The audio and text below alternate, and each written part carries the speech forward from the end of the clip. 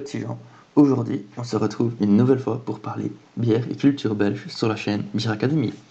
La brasserie que l'on va vous présenter aujourd'hui c'est Bierkastel van Hanzebroucke.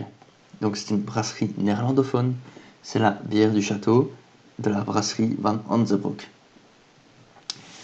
Évidemment, vu que c'est néerlandophone, c'est situé en Flandre, dans la région de Courtrai, à Ingelmunster. C'est juste au nord de Courtrai, en Flandre occidentale. Alors cette vidéo va parler de 3 sujets. Tout d'abord, qu'est-ce que la brasserie Van Hanzebroucke? Qu'y a-t-il d'intéressant culturellement dans ce coin? Et qu'est-ce que valent les bières de cette brasserie Nantverdeck? Alors on va s'intéresser à la première question, qui était qu'est-ce que la brasserie Van Hanzebroucke? Alors la brasserie Van Hanzebroucke, c'est une brasserie familiale tout d'abord. L'histoire a débuté non pas à Ingelmunster, mais à Werken en 1800. Donc pour ceux qui parlent un peu néerlandais, Werken c'est travailler. Il y a une commune qui s'appelle Werken. Et Amadeus Van Hanzebroucke a lancé l'affaire. Puis dans les années 1900, elle a déménagé à Ingelmunster, tout d'abord dans le centre-ville, avant de déménager plus tard au nouveau bâtiment. Sur ce site, donc quand ils étaient encore dans le centre-ville, ils ont développé vraiment l'activité familiale en formant eux-mêmes leurs enfants, etc., jusqu'en 1986. En 1986, ils ont acheté le château d'Ingelmunster et donc la Bierkastel est née ce jour-là à Ingelmunster. C'était un peu en hommage du fait qu'ils ont acheté le château. Alors les mecs, ouais, on va pas montrer à tout le monde qu'on a acheté un château. On va pas créer une bière pour dire ouais, on a acheté le château, c'est nous. Et en 2009, ils ont carrément créé la cuvée du château Castel, qui a vu le jour sous l'impulsion du nouveau maître brasseur et nouveau dirigeant, Xavier Van Hanzebroucke. Alors, il y a 2-3 trucs importants qui se sont passés ici les toutes dernières années. Déjà, en 2016, elle a quitté l'association Belgian Family Brewers. Donc, la Belgian Family Brewers, c'est une association brassicole belge qui regroupe en fait toutes les familles brassicoles. Donc le premier critère déjà, c'est que ça doit être une brasserie familiale, ça doit se donner de père en fils ou de père en fille. Alors je vous ai dit qu'il y avait encore un autre détail, et vous devez sûrement vous en douter parce qu'il n'y a pas encore eu de photo. Et bien la seule photo de la brasserie que vous aurez, c'est celle-ci. Donc c'est la toute nouvelle brasserie, avec tout d'abord devant un bâtiment qui rappelle le château qu'ils ont acheté et qui est sur leur logo. Ce bâtiment est composé en fait de plusieurs petites structures. Il y a notamment un restaurant, un parking à l'intérieur, un grand hall d'entrée, un shop, un musée de la bière. Et à l'arrière, il y a une unité de production de bière où ils font leur bière. Alors comme on peut le voir pour ceux qui parlent néerlandais, le site a été construit sur une ancienne fabrique de meubles qui était à l'abandon le long du canal. Et maintenant, on va quand même s'intéresser à leur bière, savoir ce qu'ils produisent sur ce magnifique site. De nombreuses gammes de bières, ils en ont 8 au total. On va d'abord s'intéresser à la Brigand. La Brigand, c'est vraiment une bière typique belge. Franchement, elle a voyagé avec le temps. À l'origine, elle était ambrée, mais au fil des époques, elle a changé la recette. Et ça a donné une blonde sèche avec un zeste d'agrumes. Et ça nous donne un petit taux d'alcool à 9%. C'est vraiment pas mal de voir qu'une bière peut vieillir avec le temps et changer. Ensuite, on a la gamme Bacchus. La gamme Bacchus, c'est la gamme vraiment typique flamande. Je m'explique. Elle représente le type de bière vieille brune flamande. Donc, on retrouve la Bacchus vieille brune flamande, la Bacchus cerise, la Bacchus framboise. La Bacchus vieille brune flamande, qui est la première sur les diapositives, elle a un goût de vin et elle est à 4,5%. Tandis que la Bacchus cerise, elle a un goût de cerise naturellement, et une petite touche de caramel, et elle est à 5,8%. Et enfin la Bacchus framboise, qui est la dernière de la gamme Bacchus, elle a la framboise, donc elle est sucrée et douce, et elle a un taux d'alcool à 5%.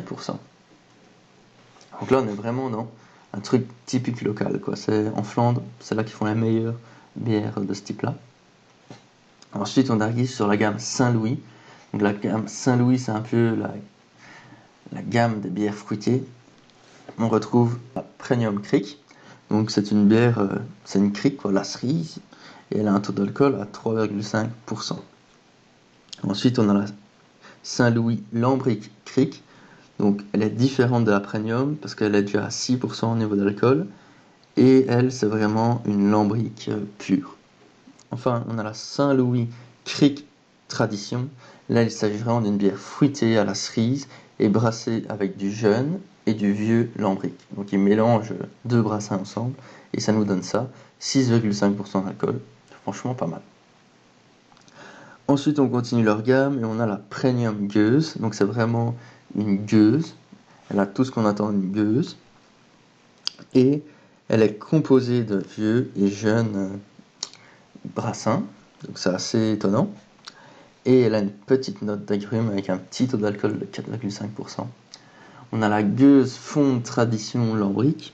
La gueuse fond tradition lambric, c'est une vraie gueuse. C'est vraiment fidèle à la recette. Elle est vraiment bien. Et elle tire 5% d'alcool. Donc ensuite, on a la Saint-Louis Premium Pêche. C'est une bière à la pêche, de type entre gueuse et lambric. Et elle possède un taux d'alcool de 2,6%. Et enfin, on a la Saint-Louis Premium Framboise Lambric.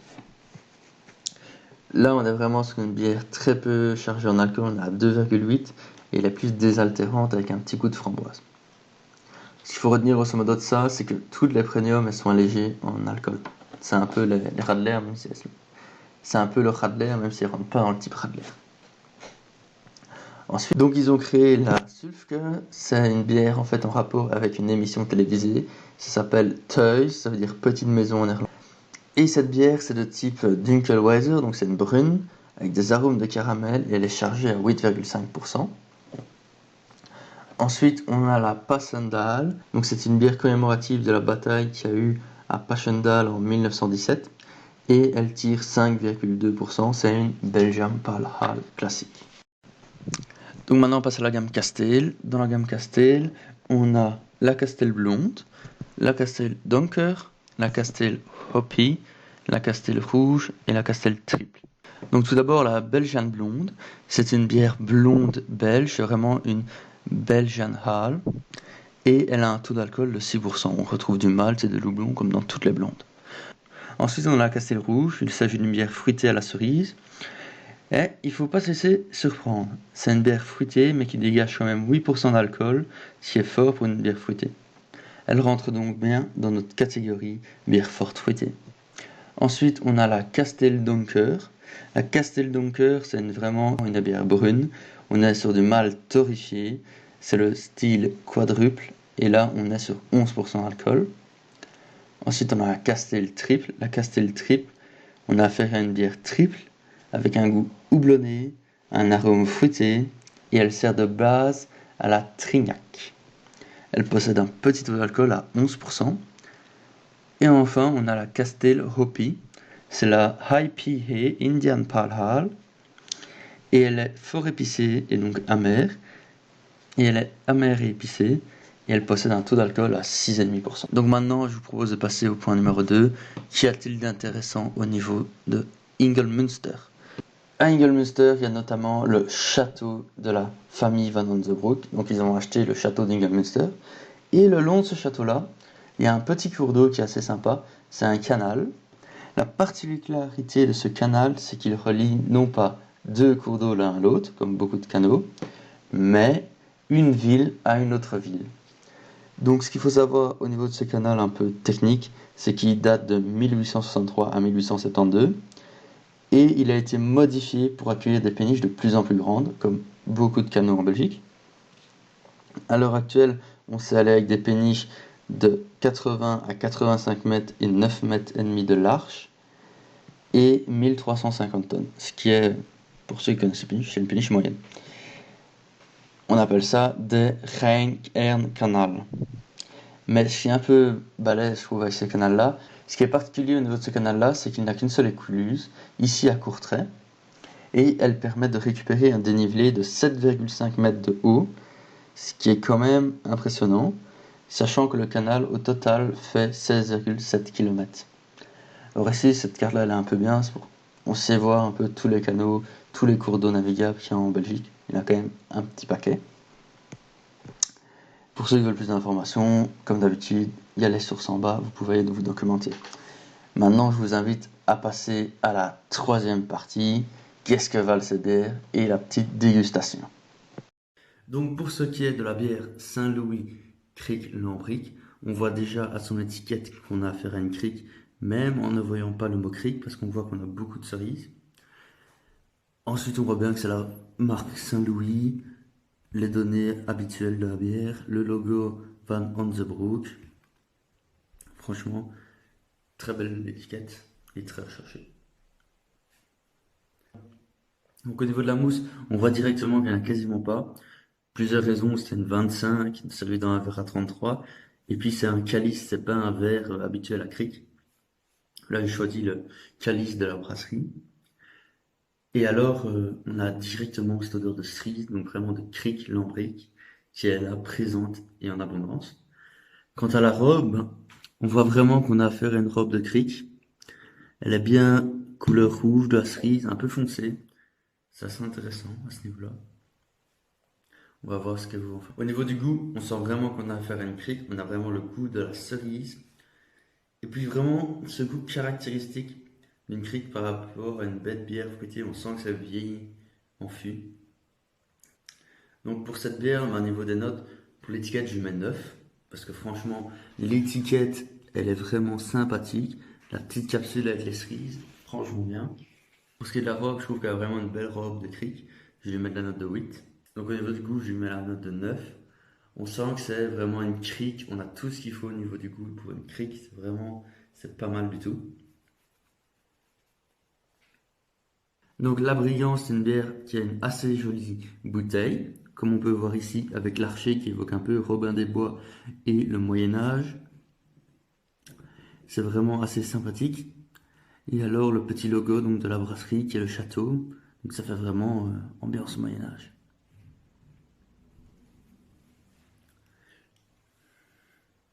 Donc une fois servi en verre, on voit une légère mousse. Et alors cette magnifique robe orangeâtre, vraiment sympathique. Après, qu'est-ce que ça vaut? Donc, quand on regarde un peu au niveau de son odeur et de son goût, on a vraiment cette sensation tout le temps de malt. Et une fois qu'on l'a dans le gosier, on a vraiment cette sensation de houblon qui vient se rajouter. Et alors, ce qui est pour moi vraiment un peu fou, on a vraiment l'impression qu'elle est ambrée. Puis hop, d'un coup, on se rend compte que finalement c'est blonde, et même dans le goût. Donc au niveau des notes, pour l'étiquette, je vais lui mettre 9, parce que l'étiquette, je la trouve géniale. Au niveau de sa robe, franchement, je la trouve surprenante, donc je vais aussi lui mettre un 9. Au niveau de l'odeur, je vais quand même lui mettre un 8, parce qu'on a vraiment cette odeur de malt qui est très présente. Et au niveau du goût, je vais lui mettre un 9, parce que franchement, c'est assez surprenant. On a à la fois ce malt, et alors l'amertume de l'houblon, qui sont vraiment mais en symbiose. Donc maintenant, on va passer à la Castel Rouge. La Castel Rouge, au niveau de l'étiquette, on retrouve vraiment ce qui caractérise cette brasserie, c'est le château d'Ingelmünster. On le retrouve également ici, dans le logo de la brasserie.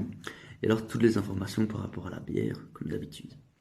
On remarque le 8, c'est son pourcentage d'alcool, et ça permet dans la gamme Castel de différencier les différentes bières. On remarque aussi également la petite capsule Castel rouge, assez sympathique. Hop. Donc là, une fois qu'elle est servie, on voit qu'elle a une légère mousse, vraiment assez légère, qu'elle est bien noire, et pourtant, c'est une bière fruitée. C'est ça qui est assez étonnant. Donc au niveau du goût et de l'odeur, au niveau de l'odeur tout d'abord, quand on l'a sous le nez, on a vraiment cette sensation de cerise, de liqueur de cerise. Et une fois qu'on l'a dans le gosier, on a vraiment la cerise qui domine, avec un petit côté sucré, et ça nous laisse oublier la teneur en alcool de cette bière. C'est ça qui est légèrement traite, avec la Castel Rouge. Pour refaire un petit topo sur la Castel Rouge, au niveau de l'étiquette et tout, c'est bien sympathique. J'y mets la note de 9. Au niveau de la robe, franchement, c'est une robe qui surprend vu qu'elle est fort foncée, alors que c'est une bière fruitée.